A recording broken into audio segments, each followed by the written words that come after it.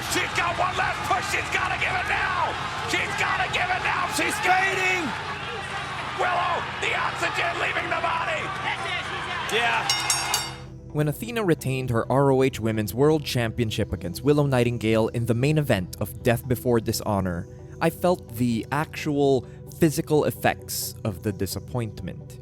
As with much of the fan base tuned into the pay-per-view, I came into this match with the assumption that it was Willow's time. The third match in the series with Athena riding the wave of momentum from winning the Owen Cup, securing a big feel-good win in the first ever ROH pay-per-view main evented by women. All that anticipation had built up, and I had become so invested in the final stretch of the match that suddenly all that tension and energy drained away. It's a loss that stings only because I cared about the result. But at the same time, there was something familiar about the feeling. An echo reverberating in my head. Athena's been here before. Just on the other side.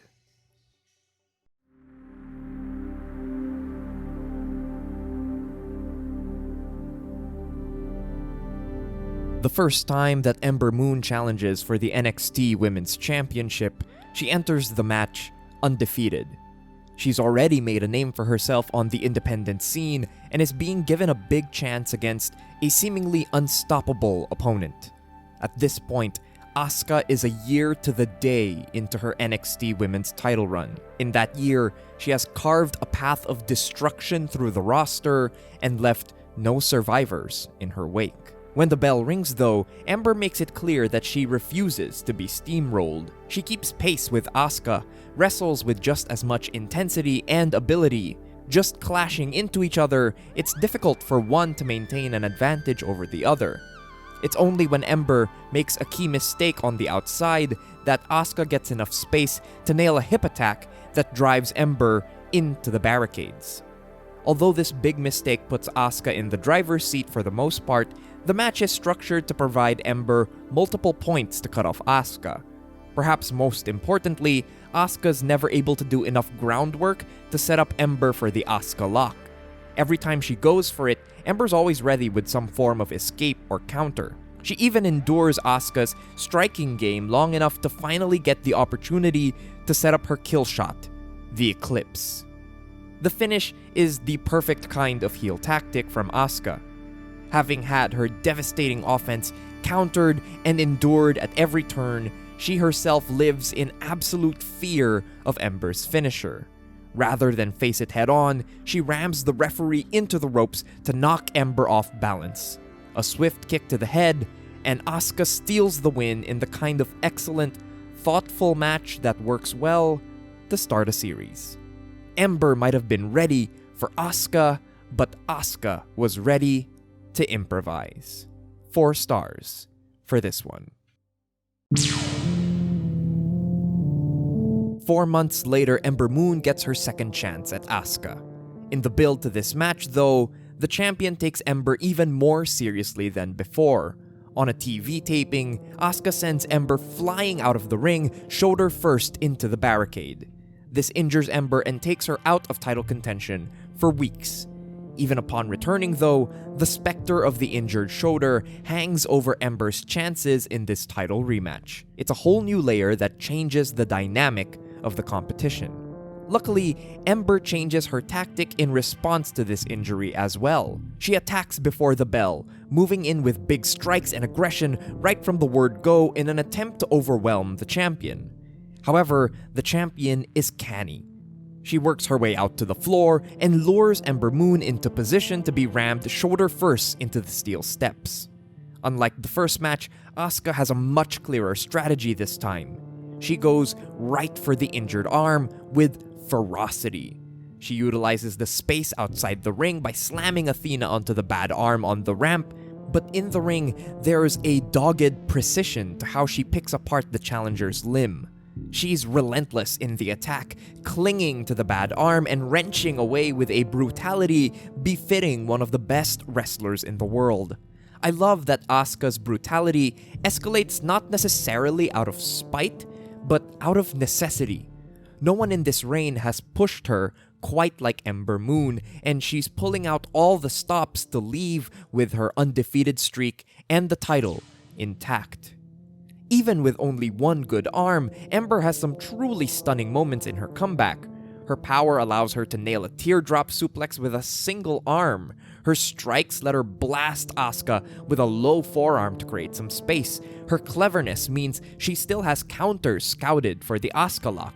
It's all enough combined that she does find just enough space to finally hit the Eclipse, and Asuka kicks out. I love the ambiguity here. Was Asuka really just tough enough to be the first woman to survive? Or had she just worn down Ember's arm enough that the Eclipse couldn't be applied at full strength? Either way, the champion found a way out, and the only question left is how much does Ember have left in the tank now that her best shot didn't work? Not enough, it seems, especially when the champion continues to be sly enough to keep taking shortcuts to stunt the challenger's momentum. Asuka hides behind the ref, attempts to pull the tights, small things that don't spell a win but are just enough to buy time. Asuka doesn't have to overwhelm, simply to endure until opportunity presents itself. It finally does, and Asuka's able to grab onto the Asuka lock, the move she's been working towards for the entirety of the match, forcing Ember to tap out. An astonishing matchup here about a champion pushed into tapping into even greater heights than previously thought possible. Ember shines as the woman who got this out of the champion, but when the chips were down, a mix of brutality and cunning keeps Asuka on the throne. 4.5 stars for this one. What would this match look like if Ember Moon didn't have the bad arm? Could Asuka have survived a final match where Ember's at 100%? These are questions we'll never have a proper answer to, as this is the last singles match between the two. Ember Moon stepped up to the best woman on the roster, and maybe even the world, and found out that, one way or the other, she simply was not ready for Asuka.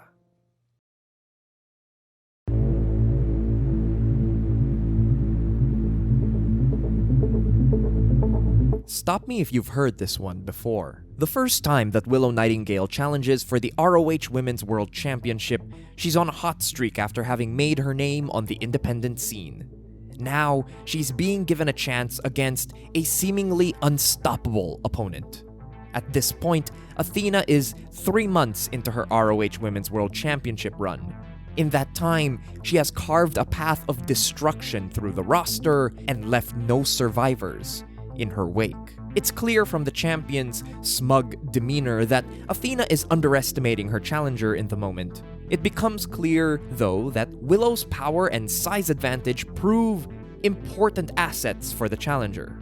However, Athena only really needs a tiny opening to get her momentum going. When she's dropped out onto the apron, she wrenches Willow's arm across the ropes to create a target on the challenger's body. I truly cannot speak highly enough of Athena's performance in the control segment that follows. She's hard-hitting, focused, and mean in small ways like fish-hooking Willow or dribbling her head into the canvas, all while working over the arm. Athena's onslaught is disgusting, using her abilities in every corner of the ring and the ringside area to find ways to pick apart Willow piece by piece. It's the kind of brilliant wrestling in control that had me realizing in real time that Athena truly was as good as advertised, easily one of the best professional wrestlers in the world. At the same time, Willow's job on the cell is wonderful. She's always been an extremely likable presence, but combining that with the viciousness that Athena brings is a formula for success. It's when Athena gets a little too cocky, though, that Willow finds the openings to use her impressive power to make a comeback. When trying to press her advantage, the arm work Athena's put in pays off, as it prevents Willow from being able to nail the Babe with the powerbomb. Later on in the match too, when Willow does nail the Babe with the powerbomb, she visibly struggles to get Athena up first. It's enough hesitation that could believably explain why the champion is able to kick out. In the final moments of the match, Athena attempts to create space by slipping out of the ring. By luring Willow into no man's land though, she finds the advantage. First, she goes to the eyes, then slams Willow into the ramp, and then into the steel steps. 1-0 face later, and Athena retains the title. A truly wonderful match that perfectly sets up the dynamic that these two will come to build on in the months to come. Willow has the best match of her career yet, and Athena ascends to the elite class of performers in the world, regardless of gender. 4 stars for this one. The second time these two women meet is in the non-title semifinals of the Owen Hart Foundation Women's Tournament. At this point, a lot has changed for Willow Nightingale. She achieved a major upset victory over Mercedes Moné to become the inaugural New Japan Strong Women's Champion, which has boosted her confidence and furthered her momentum. It's clear that in the opening moments of the match, Willow's a little more feisty than before, openly taunting Athena back when the champion mocks her first. Athena's still as sharp as a whip though, and finds an opening to target Willow's leg this time. Much like their first match, it's a target she's incredibly focused on, and yet again serves to limit Willow's power game. That being said, as focused as Athena is, she's not quite applying the same sort of violence to the limb that served her so well in the first match, something that she might come to regret later on. Willow's selling continues to be excellent, throwing in a few of those wonderfully nerdy leg crumbles for the freaks like me, but the key driving factor here is just how sympathetic she is at all times. It works especially well too when she starts making the comeback. Straps down and psyching herself up in the corner is just classic top babyface stuff, and she really comes across as a star in these moments. Once again, when pushed, Athena goes to dirty tactics, in this case biting at Willow's leg to block the Babe with the powerbomb. She even goes back to the bad leg to try to mount the advantage, but Willow blocks one big offensive maneuver to get into a pinning combination that gets Athena's shoulders down for a 3. It's not a major change in strategy or attitude that gets Willow the win here. Frankly, it feels more like pure luck that she caught Athena off guard in a single moment. Athena's only real strategic mistake is perhaps not pushing the aggression like she did in the first match, maybe a result of being more cautious about the progress that Willow's made. Either way, it's a win in the column for Willow Nightingale, who the very next night would go on to win the Owen Hart Foundation Women's Tournament in the finals. The perfect way to set the stage for a rematch at the ROH Women's World Championship. 4 stars for this one.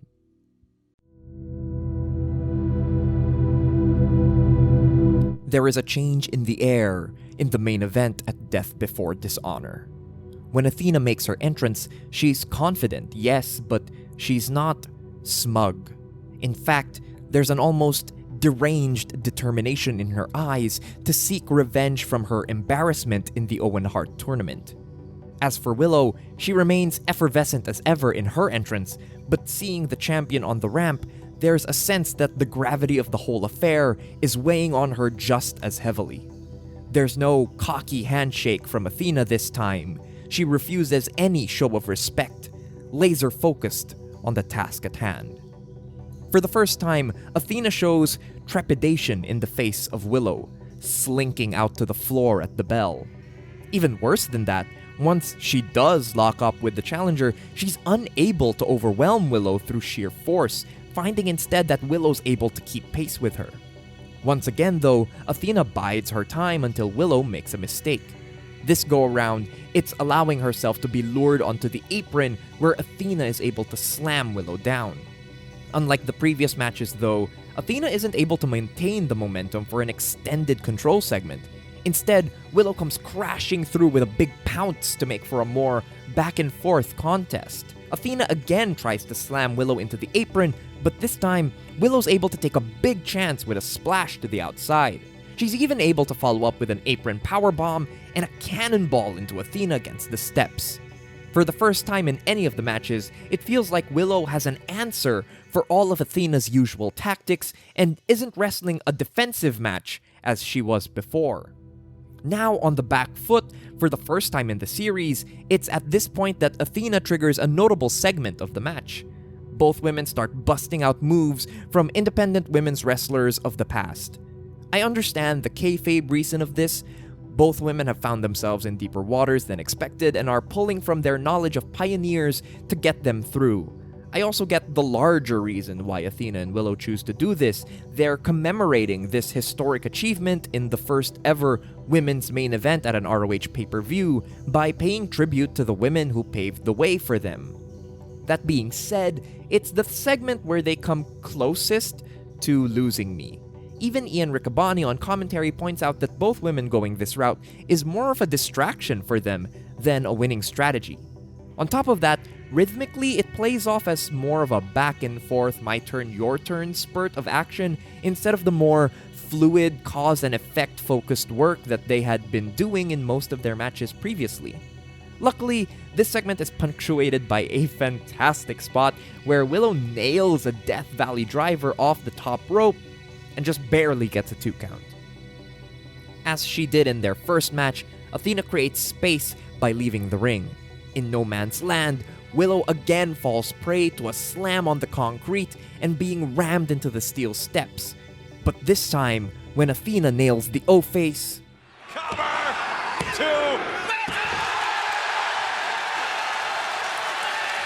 2! In this moment, Athena's right back where she was in Brooklyn all those years ago against Asuka. The kill shot she's used to put away countless women through the years has just failed. In Brooklyn, Athena failed to hold it together and press her advantage. Can she find a way to do it here? As for Willow, she hits her own finisher in the Babe with the powerbomb, flush in the center of the ring, but Athena kicks out at 2 as well. Now both women are in the deepest waters imaginable, and only the woman who can tap into that next level of aggression can get the victory. For Willow, her idea is escalation, literally. She attempts the Babe with a powerbomb from the top, but as she did on Rampage, Athena bites at the leg to block. It's this bit of foul play that gives Athena the space she needs to hit the O-face a second time. Instead of resting on her laurels though, Athena pushes further. She grabs a crossface on Willow, determined to feel the fight drain from her challenger. Unfortunately for Willow, Athena's come a long way from just relying on the O-face as her singular killing blow. Athena has spent the past year dispatching her opponents with a variety of holds and maneuvers, and the crossface has already granted her victory in the past. In the end, Willow surpasses Athena in one way. In Brooklyn, when confronted by an indomitable champion, Ember Moon tapped out to the Asuka lock. At Death Before Dishonor, Willow's heart never fails her, even as her body shuts down. While I still prefer the tightness and focus of the initial Honor Club title match, the main event of Death Before Dishonor is still easily one of the best women's matches of the year. A classic kind of heartbreaker that establishes the champion as truly the best in the world while still leaving the door open for more encounters to come. 4 stars for this one. Even after the loss at Death Before Dishonor, there's hope for Willow Nightingale yet. Her ascension feels more like a question of when and not if. But then, the same could have been said for Ember Moon in 2017, and she never got her win back over Asuka in the end. Whether or not Willow Nightingale will fall to the same fate remains to be seen. For now though, one thing is for certain. Athena, once defeated in the biggest matchup of her life, now stands tall above the rest of the competition. These two series of matches against Asuka and Willow Nightingale are perfect demonstrations of how far she's come and of what makes her a truly exceptional talent. Undeniably the best women's wrestler in North America, and perhaps even the world. Who will come to stop her? That remains to be seen. But for now, I'm just enjoying the ride. Thank you so much for making it to the end of the video. As always, I want to send a massive thank you to all of my supporters over on Ko-fi. Thank you to my one-time supporters in the likes of Nathan, Juancy Gonzalez, Emmanuel, Jordan Ilagan, Joey Hickman, Big Lure, and James. And a massive thank you, of course, to my monthly subscribers in James Draper, Captain Jack Heartless, Eddie Roberts, Jacob Dickens, Chick Fritz, Spiders in My Bed, Timothy R. Buchner, In the Lane, Donomatic, Peter Vincent, Kingpin Pin, Joe Humphreys, Christopher Jackson, Saltine Daltine, Four Pillars of Hell, Sean Emily, Mason Rollis and Carve Cutta, Jacob VR, Craig Jones, Merch Table Mafia, Clem DK, Suitcoat Man, Ando Commando, Shane, Vibe MD, Christoph, Quentin Besnehard, Christopher Richards, Dom G, Austin Shermer, Ben Rowe, Wrestling Playlist, Woo! Francois Dubuc, Justin Roberge, Shane Longoria, 630 Centon, Pro Wrestling Outsider, Secret Cow 42, Matt Wasung, and Milaseo Arenas. You guys are absolutely amazing. Thank you so much once again for supporting the channel. Thank you, and have a good one.